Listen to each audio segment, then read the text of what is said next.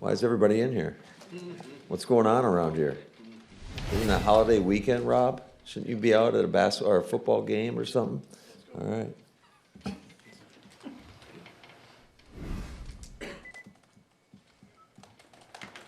So you seem to be in a good mood. I'm always in a great mood, aren't I? Not always. What does this mean to your team? What does this mean to you? Yeah, I mean, what a rare opportunity to get a guy of his caliber. Now, I will say, for me, it's extremely bittersweet because Kenny Clark, since the day I was here or got hired here, I want to say I think he's the last guy that was on the roster when I was hired. Now I know we drafted Elton and Rashawn, but I'm really thankful for our time together because he is a pro's pro. Obviously a great player, and as great of a player as he is, I believe he's an even better person. And I think you guys probably feel the same way in terms of just he is going to treat everybody with the utmost respect.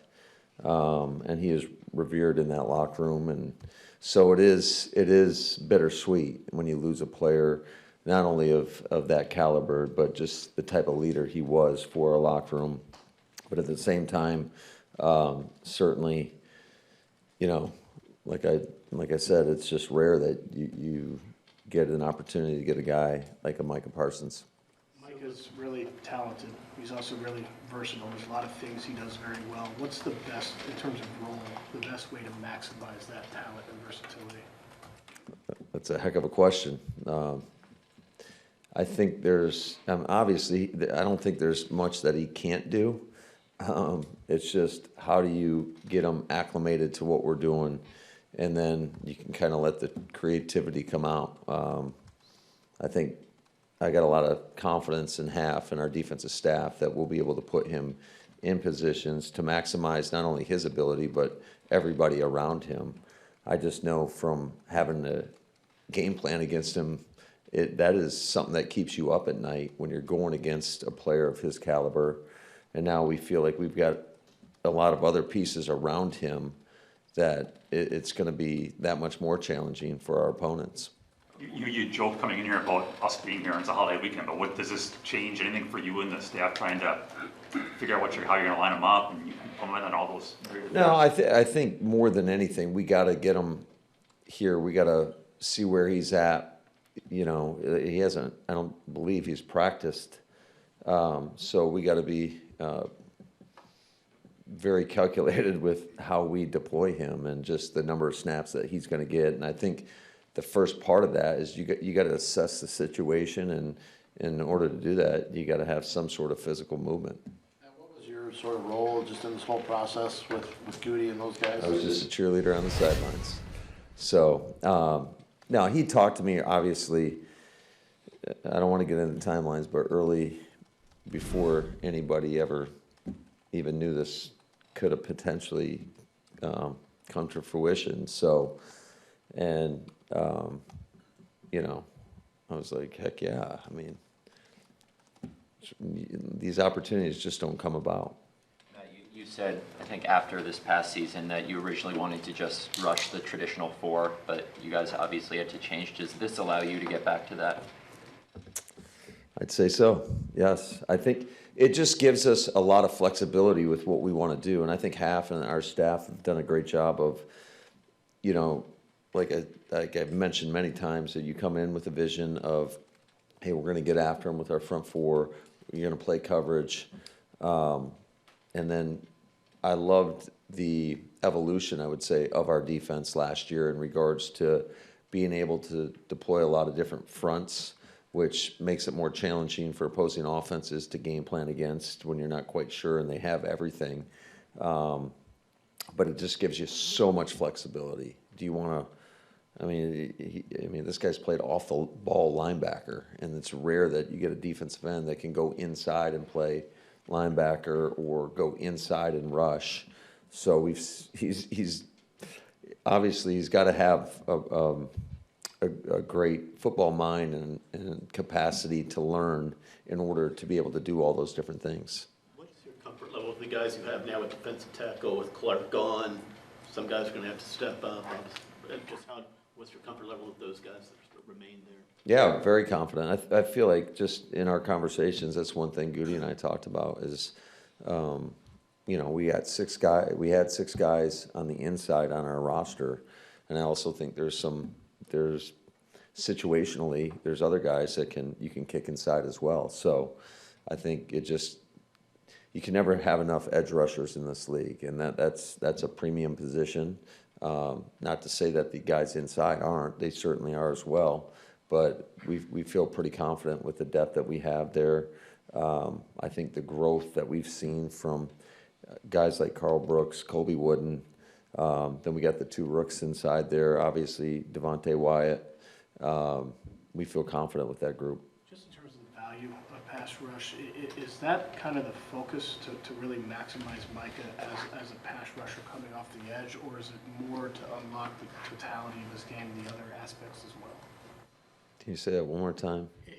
Well, I'm wondering, obviously, pass rush, like you said, is a premium position. Is that the focus to really maximize him in that area, or is it almost, because he is so versatile, almost an underservice to really focus on that aspect and not all the other things he does? Well, yeah, I think the one thing he can wreck a game in a hurry. And I just know going against him and having a game plan, especially when you're talking the pass game, you just got to be very, very careful who you're putting down him and just what type of protections you're doing. Matter of fact, I just ironically watched our Dallas game earlier today, and just some of the havoc that he was able to create. And luckily, we had our running back bailed us out a couple times from some potential game-changing plays where he just made us look silly up front on a couple of plays. So this guy is super versatile and just can change the whole complexion of your defense. How do you take on the expectations with this? I mean, I don't think you're sneaking up on anybody now after this trade. What is that going to be like, just carrying that this whole season? I feel like that's always the expectation around here. I feel like since the day I was hired. So you just approach it no different than we have in the past, trying to be your best each and every day, trying to get a little bit better. It's a long year. There's a lot of variables that come into play throughout the course of the season. And certainly it's just how well you stick together in the tough times and just kind of ride the wave. But as far as expectations, that just is something that comes along with being a Green Bay Packer. Putting your game planning hat on, what was the challenge of game planning against Parsons? And then the other hand of it, now that he's on your team, what does that do for the rest of your defense that, week 1 coordinator, whoever, is going to have to go stop Parsons, and what does that do for your defense then? Yeah, I mean, it's a challenge. Anytime you got a premier edge rusher, it's a big-time challenge. First and second down, are you going to play action pass? Do you really want to only have one guy on them? There's a lot of different hoops you got to jump through, and then you don't know where necessarily he's always going to line up. Is he going to line up inside, outside? That's where it gets really fun, I think, for our defensive staff, and becomes a real challenge for you offensively, because, like I said, he's made a lot of people look really bad. And he wins so fast, and that's the thing that you really have to account for. Is just how fast he can get to the quarterback. Obviously, Rashawn's been good, really good at times. What does this mean for him then? No one's gonna be able to double team Rashawn anymore, right? So what can this do? Well, yeah, now you got to pick. There's certain situations too where. This is why I think the flexibility with your front is so important, because if a guy lines up at defensive end all the time, then you can find a guy and have your tight end or receiver, whoever, your back, and you can make sure you chip them. But when you couple them with a guy on the outside, on the other side, now to your point, Bill, you got to pick your poison. What do you want to do? Are you chipping both sides? Well, if you are, now you're not getting as many people out in the route, at least not initially. So it definitely kind of flips the field in your favor. Matt, you said you happened to be looking at the Dallas tape. Was that because you were getting ready for Dan Quinn and Joe Witt and doing some advanced stuff for that game, or did you just want to look at the guy you just had? I just wanted to watch him. You know, thinking about fit, this guy coming from Dallas to Green Bay, a couple of days after that game, he publicly said, I think on a podcast, that he was impressed by Jordan Love and the game plan that you guys had against him. And 6 months ago, he sat down with Jordan in an interview, right? So how much of those things do you pick up and say, yeah, this guy would fit in here with us? Well, when guys have relationships with other players around the league, you always, especially when you're going through the process, you always ask, what do you think of them? My first exposure to Micah was at the Pro Bowl, was that the 21 season? And I was really impressed by the guy. Matter of fact, we were joking about it, like the majority of the players in the Pro Bowl, I think it's well known, that's why there's not a Pro Bowl game anymore. The majority of the guys looked like they were going through the motions, except for one guy. He was trying to wreck shop out there, and he was trying to win. And that's one thing, just having relationships with other coaches throughout the league that have worked with him.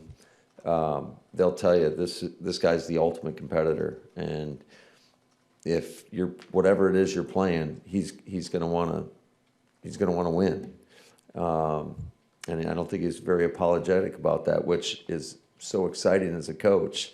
To get a guy like that, and I think that just elevates everybody around him. What's the acclimation process like for Parsons to get up to speed with Halfley's defense on the fly? Yeah, there's going to be a lot of time spent together, I would say, and a lot of one-on-one time to try to get him up to speed as quickly as possible. But I think more than anything else, I'm confident that will happen quickly. But we just got to see where he's at physically before, we put him out there and he's playing 70 snaps a game. If your defense winds up becoming dominant, does it change your philosophy offensively as to how often you attack and things like that? Do you have to think about those kind of things? Well, I think every game you kind of go into with a game plan, a blueprint, so to speak, of how you can best win the football game. So I don't want to just speak in absolutes up here. I'm sure sometimes, yeah, certainly it could change the way you go about it. But I think we just want to try to score as many points as humanly possible, get a lead on somebody, and then just let the front go. Matt, how do you feel about Micah as a run defender? I feel very confident about him. Two more, please. I asked Brian this same question, but one of the joys of your job is you get to coach great players. I'm curious, how did you find out yesterday that the deal was done, and at that moment, what goes through your mind in getting to coach this guy? Well, I mean, it's extremely exciting to get one of the premier players in the National Football League on your team. And like I said, just having gone against him a couple times and watching him compete and just the havoc that he wrecks, it's a nightmare going into a game like that because you're just seeing these highlight reel plays that happen pretty consistently. So it was very exciting. Matt, did you mention the impression that he made on you at the Pro Bowl to Micah? Does he know that story? No, I haven't sat down and talked to him about that yet, but it was a great impression. Matt, I know that Micah and his family are here. What was it like just finally having him in the building and getting to meet him, his family, talk to them? Well, I met his family, and I talked to him for about 3 or 4 minutes before Waller's made me come in here. So I'm looking forward to sitting down with him and getting a little bit more in depth with our conversation.